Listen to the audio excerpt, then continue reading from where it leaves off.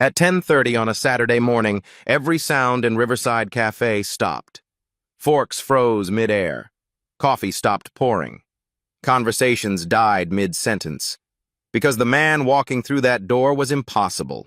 He wore a charcoal suit that cost more than most people made in a year. Two assistants in sharp suits flanked him. Security stood behind them. Every head in the packed diner turned in perfect unison. A customer whispered, "That's Arthur Brennan, the billionaire." LaShonda Hayes stood at table 7, holding a coffee pot, her body frozen. 24 hours earlier, she'd given this stranger her only coat in a blizzard. She'd walked him 15 blocks through sub-zero temperatures. Then she'd gone home alone, shivering, certain she'd never see him again. She was wrong.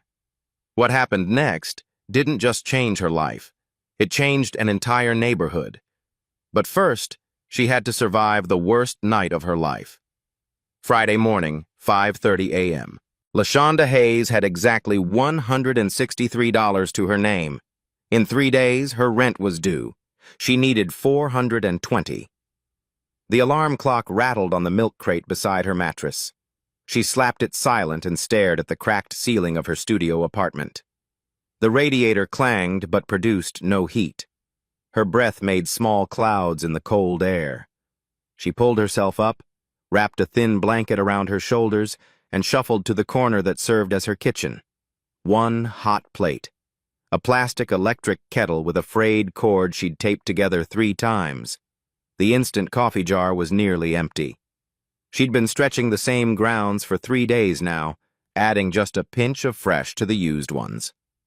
The coffee tasted like brown water, but it was warm.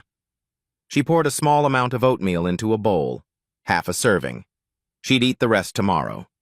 While the oatmeal cooked, she examined her work shoes. The sole had separated from the leather on the right one. She grabbed the duct tape from under the sink and wrapped it carefully around the shoe, pressing hard to make it stick. These shoes had to last another month. She couldn't afford new ones. LaShonda stood in front of the cracked mirror by the door and practiced her smile. Waitresses who smiled earned better tips. She'd read that somewhere, and in her 2 years at Riverside Cafe, she'd found it to be true. Her reflection looked tired. Gray hairs were coming in at her temples. She was only 34, but life had a way of aging you fast. She pulled her hair back into a neat ponytail and reached for the coat hanging on the hook. The burgundy wool coat. Her mother's coat. LaShonda ran her fingers over the fabric. Real wool, with a satin lining that still held the faintest scent of her mother's perfume. White diamonds. Cheap drugstore perfume, but to LaShonda, it smelled like home. Her mother had died 2 years ago. Breast cancer. Stage 4 by the time they caught it. The hospital bills had been crushing. LaShonda had worked double shifts for 18 months to pay them off. She'd sold everything, her mother's furniture, her jewelry, her car, everything except this coat. This coat was all she had left. She put it on carefully, buttoning it against the cold, and headed out into the pre-dawn darkness. The bus ride to work required 2 transfers. LaShonda couldn't afford the direct route. It cost an extra $1.50 each way. $3 a day added up over a month. She sat by the window and watched the city change as the bus moved through different neighborhoods. First, the rundown apartment complexes like hers. Then the gentrified blocks with coffee shops that charged $6 for a latte. Finally, the tree-lined streets with brownstones that cost more than she'd earn in a lifetime. A woman in a camel hair coat sat across from her, scrolling through her phone. The coat looked soft, expensive, probably cashmere. LaShonda did the math automatically. That coat cost more than 3 months of her wages. She looked away and noticed the community center passing by her window. She volunteered there on Sundays, teaching kids to read. It was the one thing she did that had nothing to do with money or survival. It was the thing that made her feel like her mother's daughter. As the bus turned onto Market Street, she saw Mrs. Lane's apartment building. Another eviction notice on the door, the 3rd one on her floor this month. Rent was going up everywhere. Landlords were selling to developers. People were being pushed out. LaShonda knew she might be next. Riverside Cafe sat on the corner of Market and Ninth, a neighborhood institution for 40 years. The vinyl booths were patched with duct tape. The floors were scuffed. The neon sign out front flickered on the second E in cafe. But it was clean. The food was good. And the people were family. Dimitri Paulos, the owner, was already in the kitchen when Lashonda arrived. He was 67, a Greek immigrant who'd bought the place in 1985 with his life savings. She hung her coat in the small staff closet and called out, "Morning, Dimitri." "Morning, Koritsimu," he replied, his accent still thick after 40 years in America. "You look tired." "I'm fine." She wasn't fine. But Dimitri had his own problems. In her locker, Lashonda kept a small photograph taped to the inside of the door. Her and her mother at her high school graduation, 15 years ago. They were both wearing the burgundy coat in the picture, squeezed together to fit in the frame, laughing. Her mother's arm was around her shoulders. Her smile was wide and proud. Lashonda touched the photo gently, then closed the locker. She tied on her apron, clipped on her name tag, scratched and faded from years of washing, and headed to the floor. Maria Rodriguez was already setting up tables. Single mother of two, worked the morning shift so she could pick her kids up from school. She and Lashonda had become close over the years. "Girl, you look exhausted," Maria said. "Didn't sleep great." "Have you ever slept great?" Lashonda smiled. "Not lately." Tommy Bennett came through the back door, still half asleep. 19 years old, community college student, working his way through school one breakfast shift at a time. Lashonda had taken him under her wing when he started 6 months ago, taught him how to balance plates, how to read customers, how to smile even when you wanted to scream.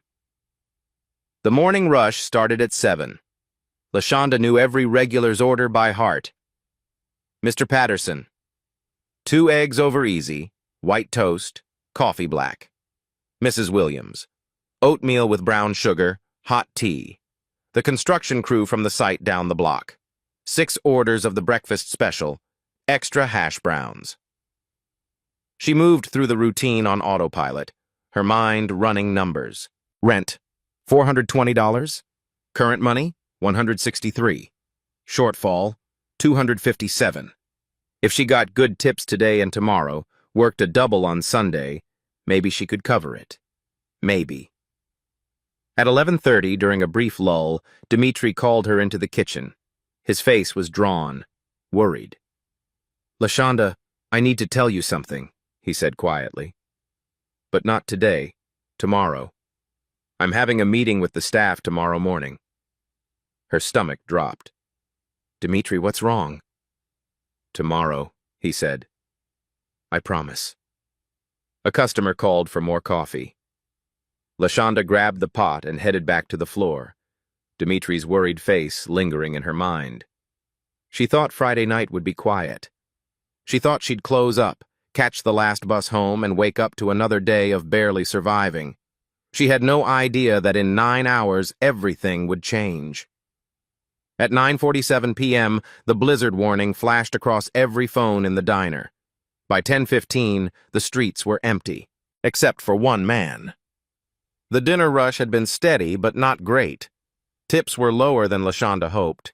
She'd made $63, still not enough. The TV mounted in the corner showed the weather forecast. A major winter storm was moving in faster than predicted. The meteorologist pointed to the radar, her face serious. "Temperatures will drop to 12 degrees Fahrenheit within the hour. Wind chill will push it below 0. Authorities urge everyone to seek shelter immediately. Exposure can cause hypothermia in under 20 minutes." Customers started asking for checks. Maria wiped down her last table and grabbed her coat. "Lashonda, I gotta go. Babysitter just texted. She's freaking out about getting home." "Go," Lashonda said. "I'll close." "You sure?" "I need the extra hour anyway." Every hour meant another $12. Maria squeezed her arm. "Be safe, okay? Last bus is at 11:30. By 10:30, the last customer had left. Wind rattled the windows. Ice formed in the corners of the glass. LaShonda could see snow coming down in thick sheets, streetlights barely visible. Dimitri had left her the keys with strict instructions. Lock up by midnight. Be careful going home. She started closing. Wipe tables, stack chairs, count the register, sweep. She'd done this hundreds of times. The radiator clanked, fighting to keep the old building warm. Outside, the wind screamed. LaShonda glanced at the clock. 10:43 p.m. She could finish by 11:15, catch the last bus with time to spare. Then she saw him. Through the frosted window, a figure moved on the sidewalk. LaShonda stopped sweeping and walked closer. A man. Older, maybe 70. White with silver hair. He wore wool slacks and a thin cardigan sweater, leather dress shoes. No coat, no hat, no gloves. He stood in the middle of the sidewalk, turning in slow circles like he was looking for something. His shoulders hunched against the wind. Even from inside, she could see him shivering. She watched, her hand on the broom. He wasn't asking to come in, wasn't knocking. Just standing there, patting his pockets over and over, his face confused. The wind picked up. Snow swirled around him. He stumbled, caught himself. LaShonda looked at the clock. 10:47 p.m. 43 minutes until the last bus. She should finish and go. This wasn't her problem. But her mother's voice echoed in her head. "Baby, we don't have much, but we have enough to share." LaShonda set down the broom. She walked to the door and tapped on the glass. The old man turned, squinting through the snow. She gestured for him to come inside. He hesitated, then slowly made his way to the door. She unlocked it and pulled it open. Arctic air hit her face. The man stumbled inside. She quickly locked the door behind him. Up close, she could see how bad it was. His lips had a bluish tint. His hands shook violently. His thin cardigan was dusted with snow, already melting. He looked disoriented, eyes unfocused. "Sir, are you okay?" LaShonda guided him to the nearest booth. "Sit down. Let me get you some coffee." He sank into the seat, trembling.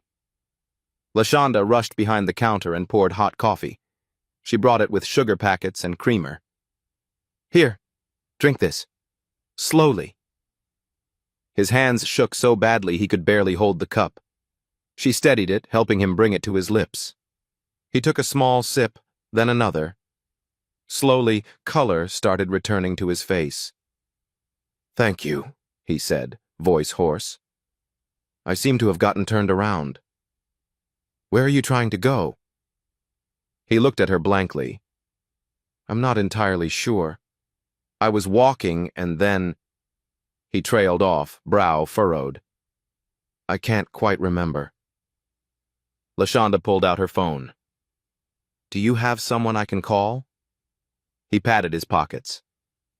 "I don't have my phone. I don't—" He looked at his hands like they belonged to someone else. "I don't know where my wallet is." She dialed 911. The dispatcher answered after 4 rings. 911, what's your emergency?" "I have an elderly man who seems disoriented. He's been outside in the cold." "What's your location?" "Riverside Cafe, Market and 9th. Typing on the other end. "Ma'am, we're experiencing high call volume due to the weather. All units are responding to emergencies. Wait time is approximately 2 hours. 2 hours? Keep him warm. We'll get someone there as soon as possible." The line clicked off. LaShonda called the nearest shelter. Full. Another shelter. Also full. She looked at the old man. He was warming up, but still looked fragile, lost. She noticed his watch. Expensive. Swiss-made, leather band worn soft from years. On his right hand, a signet ring with an intricate crest. His cardigan was thin but high quality. Cashmere, maybe. This was a man who had money, who had a home somewhere. But right now, he had nothing. "Do you know where you live?" she asked gently. He closed his eyes, concentrating. East, I think. A few blocks east?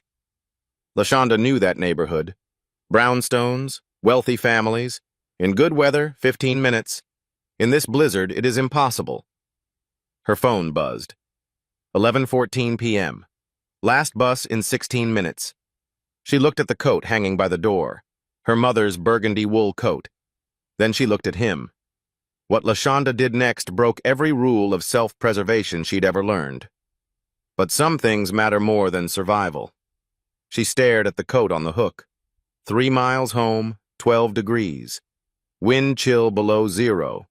She was already fighting off a cold. If she got sick, she'd miss work. If she missed work, she'd lose everything. But this man was 70 years old, frail, confused. He wouldn't last 20 minutes out there. LaShonda walked to the kitchen and found crackers and soup packets. She heated water and brought him instant chicken noodle soup. He wrapped his shaking hands around it gratefully. "What's your name?" she asked, sitting across from him. "Arthur." He said it slowly, like making sure it was correct. "I'm LaShonda. LaShonda Hayes." "Miss Hayes." He met her eyes. Even confused, there was clarity in his gaze, a dignity. "I won't forget this. I won't forget you." Something about the way he said it made her pause. It wasn't just gratitude. It sounded like a promise. She glanced at the clock. 11:19 p.m. 11 minutes until the last bus. "Arthur, I need to get you somewhere safe. Do you remember your address?" He frowned, concentrating. "Brownstone. Red door. There's a gate. Iron gate. That's the neighborhood east of here. Can you make it if I help you?" He started to stand, wobbled. She caught his arm. "I can try." LaShonda looked at him. Really looked. In his expensive watch and cashmere cardigan, shivering in her worn booth. She thought about her mother. Diane Hayes had been a nurse for 23 years, worked double shifts, stayed late with patients who had no one, gave her lunch to families who couldn't afford the cafeteria. "We don't have much, baby, but we have enough to share." LaShonda stood and walked to the coat hook. She took down the burgundy wool coat. The weight felt heavier than usual. She brought it to her face and breathed in, the faint scent of White Diamond's perfume. Her mother's scent. This coat had kept her mother warm through 20 winters, had wrapped around LaShonda at her high school graduation, had been the backdrop of 1,000 memories. It was all she had left. She walked back to Arthur and draped it over his shoulders. "Wait," he said. "I can't take your coat." "Yes, you can." She buttoned it for him, fingers moving quickly. "This was my mama's. It's warm, real wool. But you'll freeze. I'm young. I move fast. I'll be fine." She wasn't sure that was true, but she said it anyway. She grabbed her thin apron from behind the counter and tied it around her waist for an extra layer, pulled up the hood of her work uniform. It wasn't much, but it was something. Arthur stood slowly, the coat hanging large on his thin frame. She grabbed his arm. "Come on. Let's get you home." The moment she opened the door, the cold hit like a physical blow. Wind sliced through her uniform. Ice pellets stung her face. She gasped, and frigid air burned her lungs. Arthur stumbled on the first step. She caught him, steadied him. "Slow and steady. Just lean on me." They moved into the storm. Within seconds, LaShonda couldn't feel her hands. The wind screamed. Visibility dropped to almost nothing. She could barely see 10 feet ahead. She locked her arm through Arthur's and pulled him close. He moved slowly, each step deliberate. She matched his pace, even though every instinct screamed at her to run. The cold was brutal. It found every gap in her clothes. Her uniform dress froze against her legs. Her feet went numb in her duct-taped shoes. She started shivering violently. "East," she muttered. "Just keep going east." Arthur's weight pressed against her. They passed a closed bodega, a dark laundromat. Everything was shut down against the storm.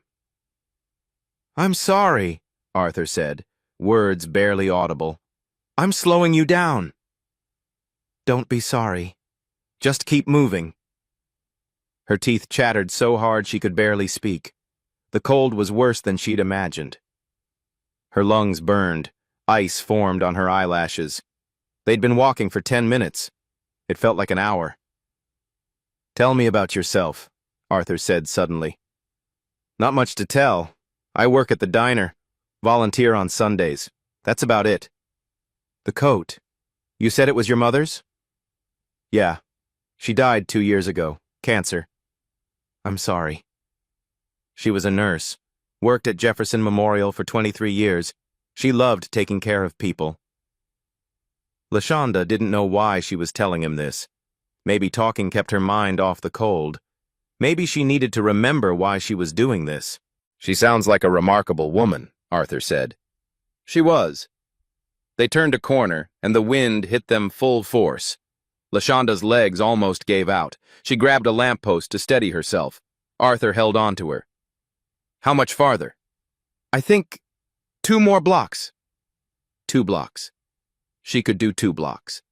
They pushed forward. LaShonda's whole body shook. Her fingers were completely numb. She couldn't feel her toes. The cold had seeped into her bones, but Arthur was still moving, still breathing. The coat was keeping him alive. Finally, she saw them. The brownstones. Beautiful historic homes with pristine stoops and ornate railings. Even through the snow, she could see the difference. This was old money. Real wealth. "Which one?" she shouted. Arthur pointed halfway down the block. Red door, iron gate, just like he'd said. They stumbled up to it. Arthur fumbled at the security panel, fingers too cold to work. LaShonda helped him, pressing the buttons he indicated. The gate buzzed and clicked open. Warm light spilled from the windows. Beautiful furniture inside. Artwork on the walls. This house was worth more than she'd make in 10 lifetimes. "I can get in from here," Arthur said. He started to take off the coat. "Please, take this back." "No." LaShonda backed away. "Keep it. Get inside. Get warm. Promise me you'll stay inside." "How can I repay you? Let me at least call you a car." "No need. Just pay it forward someday. Help someone else." "Wait. I don't even know your last name. How can I find you?" "It's better this way. Just be safe, okay?" She turned and started walking before he could protest, before she could change her mind. The walk home was the longest 3 miles of her life. Without the coat, the cold was merciless. She ran when she could, but her legs were weak. She ducked into doorways when the wind got too strong. Wrapped her arms around herself, thought about her mother. "You did right, baby." Her mother's voice, clear as day. "You did right." By the time she reached her apartment, it was past midnight. She was hypothermic, shaking uncontrollably. Her lips were blue. She could barely get her key in the lock. She stumbled inside and went straight to the shower, turned it as hot as she could stand and sat under it fully clothed until the shaking stopped.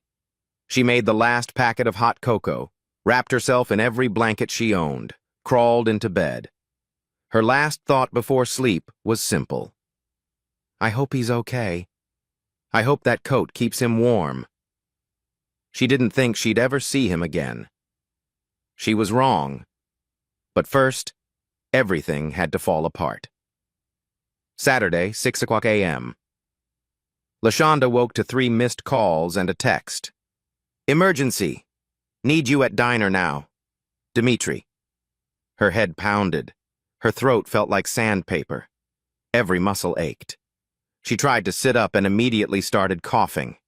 Deep, rattling coughs that shook her chest. Fever. She had a fever.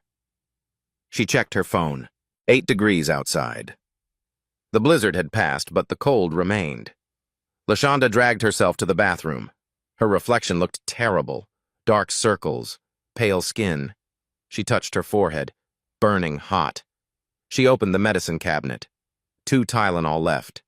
She couldn't afford more until payday. She swallowed them dry and leaned against the sink, waiting for the room to stop spinning. Her phone buzzed. Dmitri. Please hurry. Important. She looked at the empty hook where her coat should be. The apartment felt colder without it. She went to the donation bin in her building and found a threadbare gray hoodie. It smelled like mothballs, but it was better than nothing. The bus ride felt endless. Lashonda kept her eyes closed, trying not to throw up. Her body alternated between chills and sweats.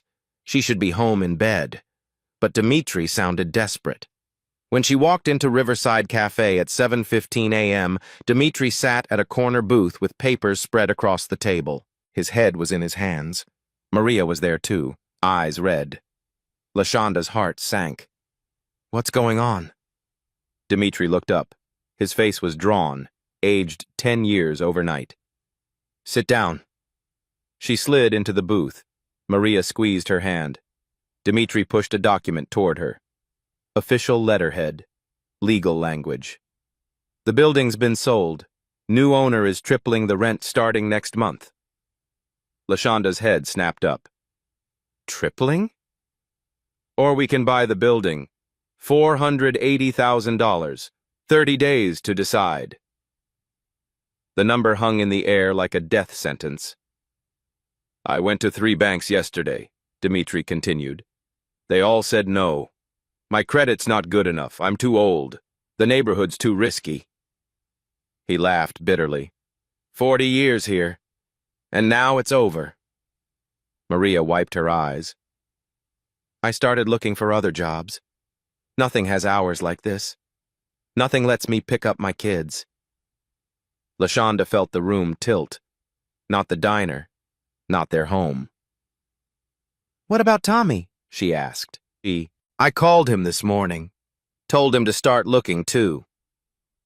They sat in silence.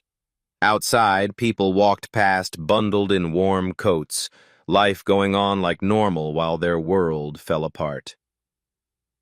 If you know anyone, Dmitri said, anyone with money, anyone who might invest. She thought of Arthur, the expensive watch, the brownstone. He clearly had money. But she had no way to contact him, didn't even know his last name. And even if she could, she wouldn't ask. That wasn't why she'd helped him.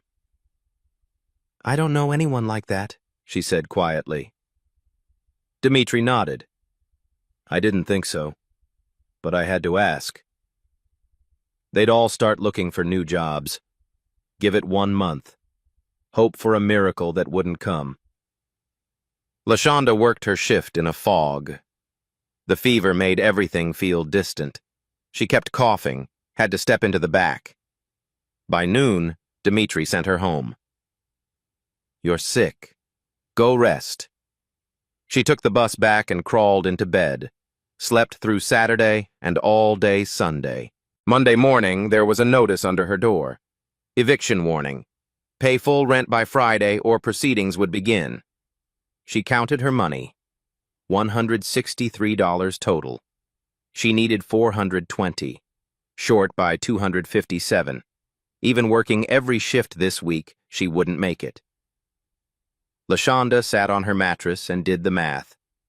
No matter how she calculated it, the numbers didn't work. The diner was closing. She was getting evicted. She was sick and couldn't afford medicine. Should she have kept the coat? Asked Arthur for help?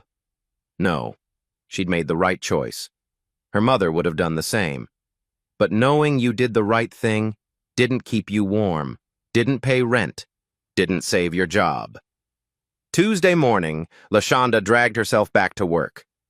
Maria burst through the kitchen doors at 9:15 a.m., phone in hand, eyes wide. Lashonda, you need to see this. Maria shoved her phone in Lashonda's face.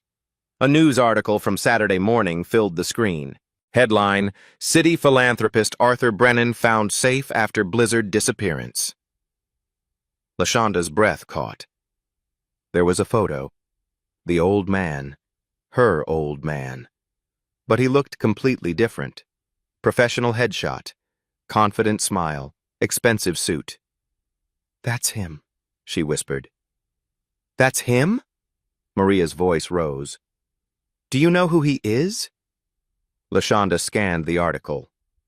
Arthur Brennan, 72, prominent investor and philanthropist, went missing Friday evening during a medical episode related to early Alzheimer's, wandered from his residence, found safe at home around 11 p.m. Family statement. We are grateful to the anonymous Good Samaritan who helped Mr. Brennan. The article continued. Brennan is reportedly searching for the person who assisted him to express his gratitude. LaShonda. Maria grabbed her shoulders. Arthur Brennan. He's worth like $500 million. $500 million. The number didn't seem real. I just wanted him to get home safe, LaShonda said. And you gave him your mom's coat? He needed it more than me. Maria stared at her. Girl, he could have bought you 100 coats. That's not why I did it. Tommy appeared from the kitchen. Yo, some lady came in yesterday asking about you. LaShonda's stomach dropped. What? Professional woman. Suit, briefcase. Asked Dimitri about the night shift waitress from Friday. He didn't give your name. She left a business card, but he can't find it now. LaShonda felt uneasy. He didn't tell her anything? Just that someone closed that night. That's it. Wednesday, Tommy mentioned something else. That black town car is still out there. What car? Parked across the street. Been there since Tuesday. Driver just sits there. Maria walked to the window. That's weird. LaShonda's anxiety grew. What if they found her? What if they made a big deal? What if people thought she'd done it for a reward? She didn't want attention. Didn't want charity. Her pride was all she had left. Thursday morning, she found a package on the diner doorstep. Brown paper tied with string. Her name on top. LaShonda Hayes. She brought it inside and opened it carefully. Her mother's coat. Professionally dry cleaned. The small tear she'd forgotten about was invisibly mended. Tucked in the pocket was a handwritten note on cream stationery. I believe this belongs to you. I haven't forgotten. A.B. And a business card. Arthur C. Brennan, Brennan Capital Partners, with a phone number handwritten on the back. LaShonda held the coat to her face. Underneath the dry cleaner's chemicals, faintly, her mother's perfume remained. She was still holding the card when, at 10:30 a.m., a black town car pulled up outside. Two people in suits stepped out and walked toward the door. Every conversation in Riverside Cafe died mid-sentence. Forks froze. Heads turned in perfect unison, because Arthur Brennan had just walked in. The breakfast rush was in full swing. Every booth was packed. Regulars lined the counter, Tommy juggling 3 tables, Maria pouring coffee, LaShonda taking an order at table 7 when the door opened, and time stopped. Arthur Brennan stepped through the doorway, but this wasn't the confused old man from Friday night. This was someone else entirely. He wore an impeccable charcoal suit. His silver hair was perfectly styled. His posture is straight, commanding. The transformation was shocking. Behind him, a woman in a sharp navy suit carrying a briefcase. A man in glasses and an expensive tie. Both radiated polished authority. The diner went silent. Not gradually. Instantly, like someone hit mute on the entire room. Mr. Patterson's fork stopped halfway to his mouth. Mrs. Williams' coffee cup hovered mid-air. The construction crew froze mid-conversation. Every single person turned to look. A customer whispered, "That's Arthur Brennan." Another, "Brennan? What's he doing here?" LaShonda stood frozen, coffee pot in hand. Her heart hammered. Arthur's eyes scanned the room and found her. Recognition flashed across his face. He started walking toward her. Every eye tracked his movement. LaShonda could feel the weight of their stares. She wanted to disappear, but her feet wouldn't move. Phones came out. Customers started recording. Dimitri emerged from the kitchen, dish towel in hand. His mouth fell open. Maria's hand went to her chest. Arthur stopped at LaShonda's table. The customers she'd been serving stared up at him, then at her, fascinated. "Miss Hayes," Arthur said. His voice was clear, strong, nothing like Friday night. "I've been looking for you." LaShonda's mouth was dry. "Sir, you don't need to—" "Yes, I do." Arthur turned to address the entire diner. His voice carried to every corner. "Everyone here should know what this woman did." The room leaned in, phones held higher. "Friday night, during the blizzard, I had a medical episode. I wandered from my home confused and disoriented. I was outside in sub-zero temperatures without a coat. I would have died from exposure." You could hear a pin drop.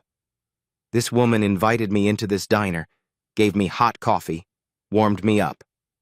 Then she gave me her only coat, her mother's coat, the only valuable thing she owned." LaShonda felt tears prickling her eyes. This was too much, too public. "She walked me 15 blocks through the blizzard to my home. Then I walked home alone, freezing, with no coat. She asked for nothing, refused everything, just told me to pay it forward." The diner was utterly silent. Mrs. Williams wiped her eyes. Mr. Patterson set down his fork. Arthur turned back to LaShonda. "I'd like to speak with you. It's important." Dimitri stepped forward. "LaShonda, you don't have to—" "It's okay, Dimitri." LaShonda's voice barely above a whisper. Arthur looked at her. "Would you prefer to speak privately?" LaShonda glanced around. At Maria, tears streaming. At Dimitri, concerned. At Tommy, holding his phone up, recording. At the regulars who'd become family. "Whatever you need to say, you can say it here. These are my people." The woman and man in suits exchanged a glance. Something like respect flickered across their faces. Arthur nodded. "Very well." He gestured to the woman. "This is Catherine Morrison, my chief operating officer, and David Carter, my attorney." Catherine stepped forward, opening her briefcase. She pulled out a tablet. "Miss Hayes, may I ask something personal? Your mother's name was Diane Hayes, correct?" LaShonda tensed. "How do you know that?" "She worked as a nurse at Jefferson Memorial Hospital?" "Yes, for 23 years. Why?" Catherine turned the tablet toward her. Old photographs filled the screen. LaShonda's breath caught. Her mother, young, in scrubs, smiling. "What is this?" LaShonda whispered. Arthur's voice softened. 28 years ago, my son Michael was 7 years old. He had leukemia, acute lymphoblastic leukemia, stage 3. He paused, emotion flickering across his face. Your mother was his primary nurse. She worked double shifts to be there for him. She stayed late when he was scared. She fought for him when his treatment got complicated. Catherine swiped through more photos. Young Diane holding a sick child's hand. Diane beside a hospital bed. Diane with her arm around a bald little boy. LaShonda's hands started shaking. Michael survived, Arthur said. He's 35 now. A pediatric oncologist. He saves children's lives because your mother saved his. The diner was so quiet, LaShonda could hear her own heartbeat. I tried to thank your mother back then. I endowed a nursing scholarship in her name at the hospital, but she'd moved to another facility. I lost touch. I never got to properly thank her. He looked directly into LaShonda's eyes. Friday night during my episode, I was walking toward where the old hospital used to be. In my confused state, I was trying to find her. The nurse who saved my son. I was looking for Diane Hayes. LaShonda couldn't breathe. And her daughter found me instead. Arthur's voice cracked slightly. Your mother saved my son's life 28 years ago. You saved mine Friday. The universe brought us full circle. A sob escaped from somewhere in the diner. Maria crying openly. Dimitri had his hand over his mouth. Mrs. Williams hugging Mr. Patterson, Tommy's phone shaking as he recorded. LaShonda felt tears streaming down her face. I didn't know. I didn't know any of this. That's what makes it extraordinary, Catherine said gently. You helped him because that's who you are, because that's who your mother raised. Arthur pulled out an old photograph. He handed it to LaShonda. It showed her mother beside a hospital bed. A little boy with no hair smiled up at her. In the corner, pen handwriting. Diane Hayes, R.N. Michael's angel. LaShonda clutched the photo, shoulders shaking. I promised you Friday night I wouldn't forget, Arthur said. I meant it. Now I'd like to do something meaningful. Not just a thank you. Something that honors both you and your mother's legacy. He looked around the diner at all the watching faces, at the phones recording, at the community bearing witness. What I'm about to offer will change more than just your life, Miss Hayes. It will change this entire neighborhood. Arthur Brennan pulled out a folder. Inside were documents that would save everything LaShonda was about to lose. I hope you don't mind, Arthur said, but I've done some research, public records, and I visited this cafe yesterday. LaShonda tensed. Dimitri's eyes widened. I spoke with Mr. Paulus. I learned about the building situation, the impending closure. Dimitri's face went pale. Mr. Brennan, Arthur held up a hand. I also learned this diner has been a neighborhood institution for 40 years. That you're a good man who treats employees like family. That this place matters. He turned to address the room. Customers leaned forward, phones still recording. I have 3 proposals. The first concerns this establishment. Catherine opened the folder and pulled out a document. Brennan Capital Partners will purchase this building and place it in a community trust. Mr. Paulus, you retain full operational control. No rent increase. Ever. Dimitri made a choking sound. What? Will fund necessary repairs, equipment upgrades, ADA compliance. This becomes a community cornerstone property, a model for preserving neighborhood businesses with cultural and social value. Dimitri's legs gave out. He sank into a chair. Maria rushed to his side. You're serious? Dimitri whispered. Completely, David Carter said. Paperwork ready by Monday. The diner erupted. Customers clapping, Tommy whooping, Maria crying and laughing. Arthur waited for quiet. The second proposal concerns education. Catherine pulled out another document. We're establishing the Diane Hayes Memorial Nursing Scholarship, a $5 million endowment providing 4 to 5 full-ride scholarships annually in perpetuity for underserved students pursuing nursing. LaShonda's knees went weak. She grabbed the table. My son Michael will sit on the selection board, Arthur said. Miss Hayes, you're welcome to participate if you wish. Catherine tapped her tablet. A video call connected. A man appeared. Early 30s, kind eyes, doctor's coat. Healthy, vibrant, alive. LaShonda, Michael Brennan said warmly. I wanted to meet the daughter of the woman who saved my life. LaShonda couldn't speak. Your mother sat with me when I was scared, read to me, made me laugh, fought for me when things got bad. I became a doctor because of her. I specialize in pediatric oncology because I want other kids to have what she gave me, a chance.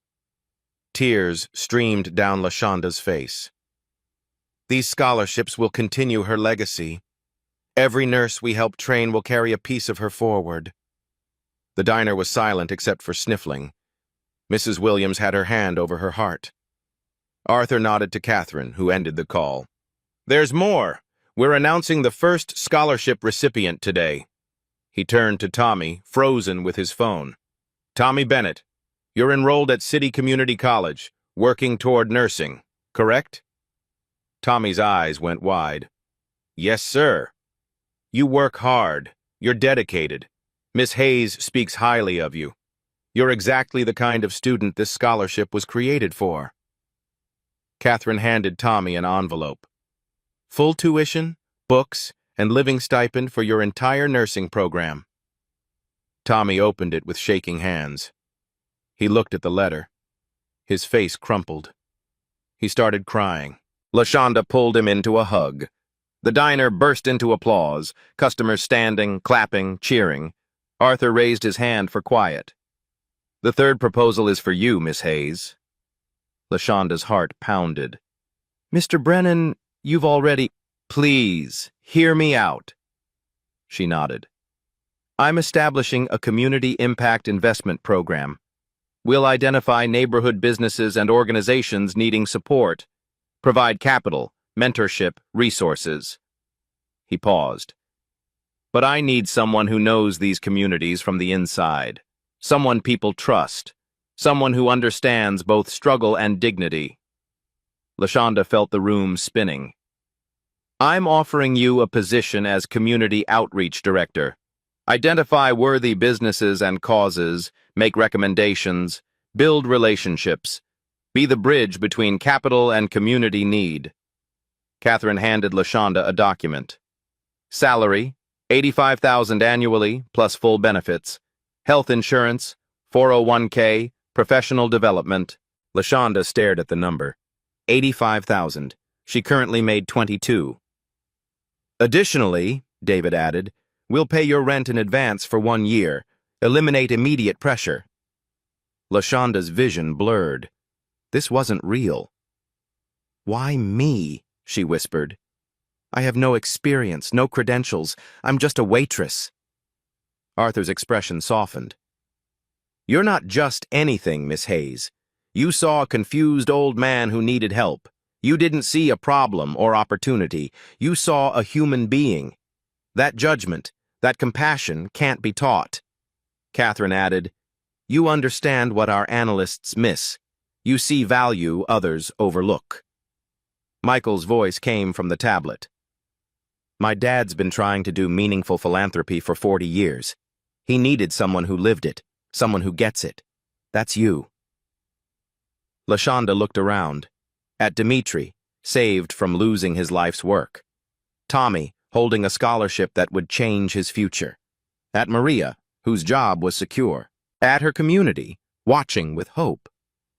"Can I ask something?" LaShonda said quietly. "Anything," Arthur replied.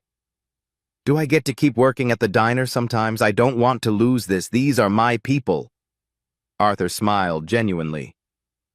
"As long as Dimitri will have you." Dimitri shouted through tears, "Always, always, Corissimo." LaShonda looked at the document, at the number that would change everything, at the chance to help others the way she'd been helped. She thought of her mother, of 23 years spent caring for others, of a legacy she'd never known existed. "Yes," LaShonda whispered.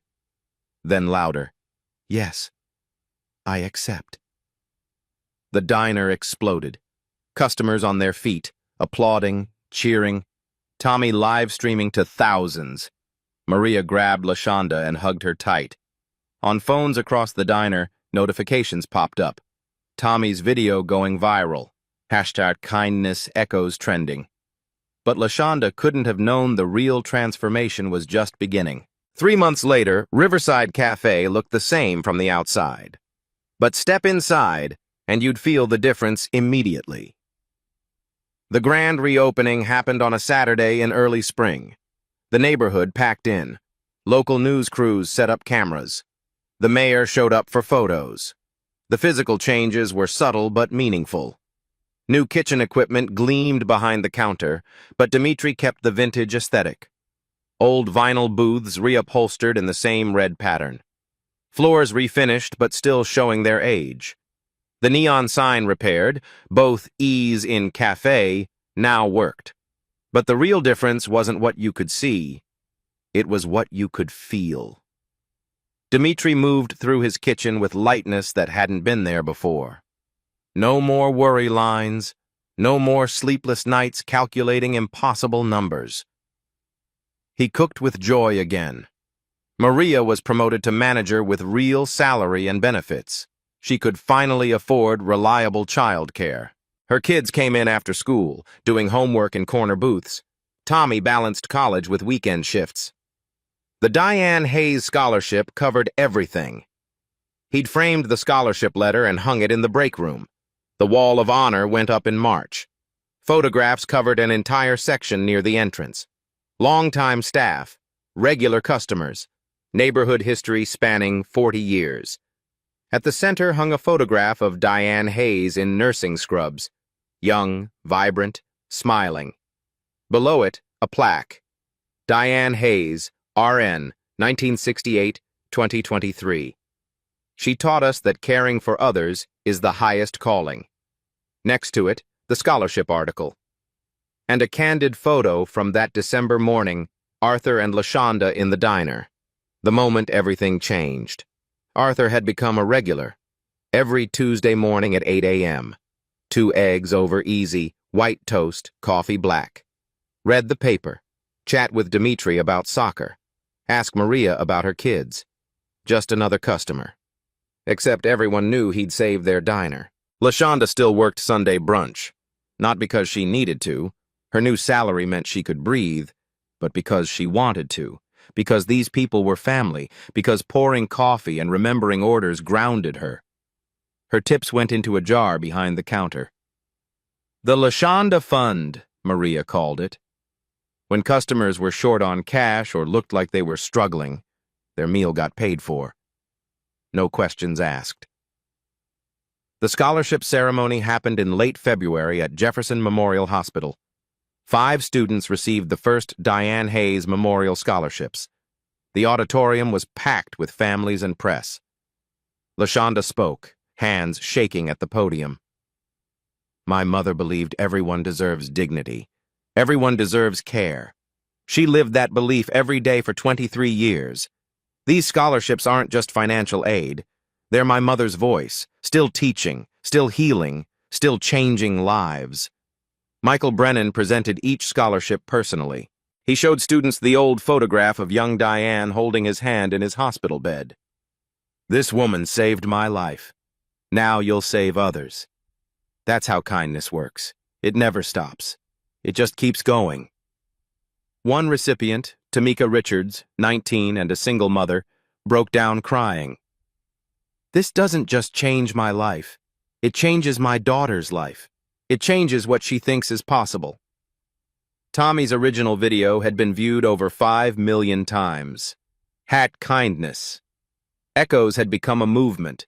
People across the country sharing stories of unexpected kindness, of strangers helping strangers, of small acts creating big ripples.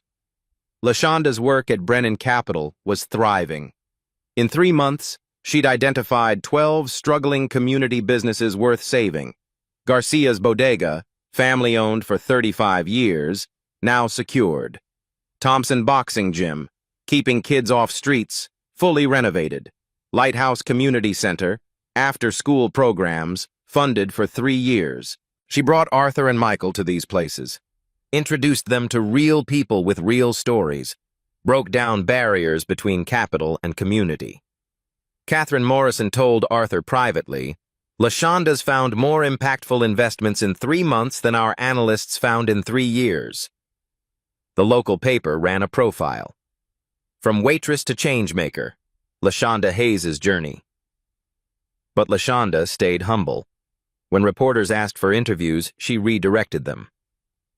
Talk to the business owners. Talk to the scholarship students. They're the real stories. The impact was real. 12 businesses were saved. 47 jobs preserved. Over 200 families directly helped. The scholarship fund, growing as additional donors, inspired by the story, contributed. Arthur's private reflection to Michael, I've been trying to do meaningful philanthropy for 40 years. She figured it out in 3 months because she lived it. She knows what matters. But the biggest change wasn't in the numbers or the headlines or the viral videos. It was what happened every Friday night at 9:47 p.m. 6 months to the day after LaShonda gave away her coat, the diner was packed. It was 9:47 p.m. on a Friday night, and she was about to start a new tradition. Dimitri rang the old service bell behind the counter. The sound cut through conversations. Ladies and gentlemen, it's time for our coat check. Regulars knew what this meant. Newcomers looked curious. LaShonda walked to the wall near the entrance where a wooden coat rack had been mounted. 5 coats hung there. A hand-painted sign above read, "In memory of Diane Hayes. Take what you need. Leave what you can. No questions asked." Every Friday at 9:47 p.m., the exact time she'd helped Arthur, the community came together.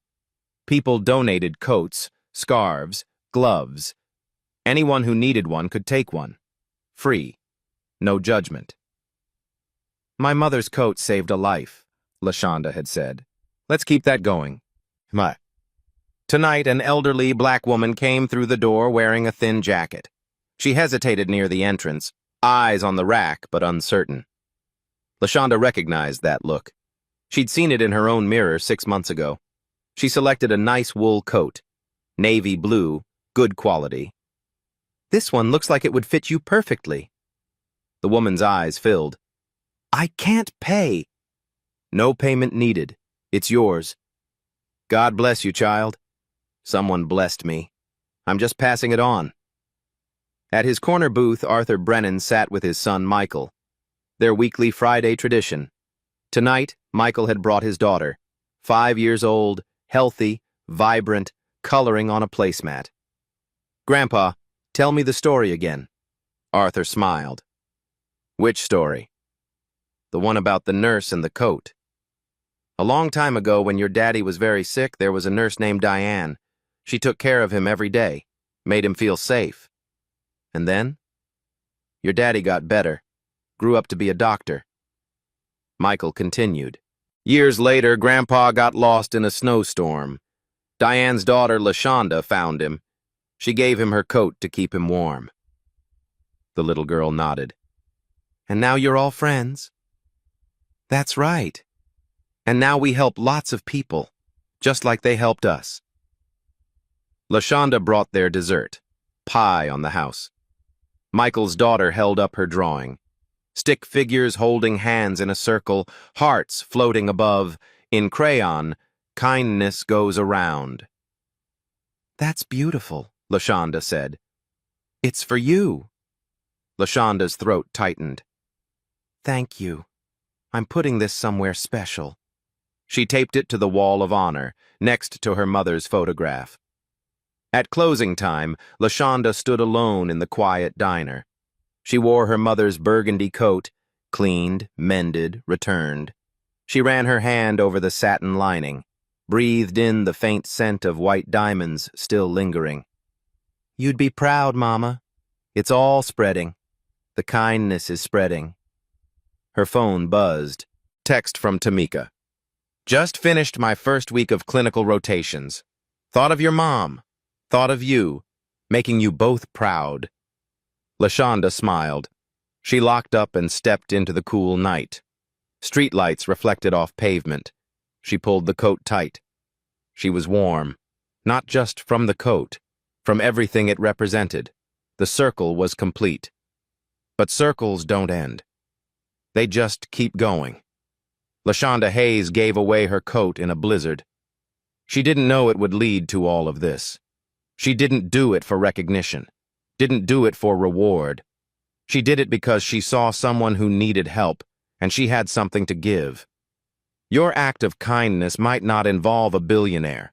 It might not go viral. It might not make the news.